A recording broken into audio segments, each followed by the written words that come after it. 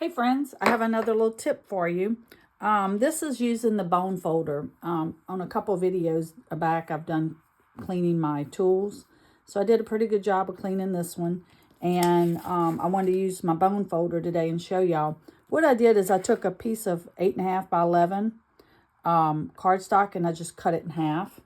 And I'm making the cards that are vertical. So when you're making your cards, you want to fold your paper and, make it even.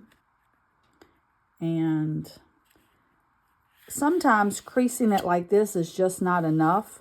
So I have my bone folder. So what I'm going to do is I'm going to place a piece of paper over it. And I'm going to go over my crease and make sure that makes a really good crease. You can use any piece of paper. This is what I had laying there. And it gives you a cleaner and crisper fold.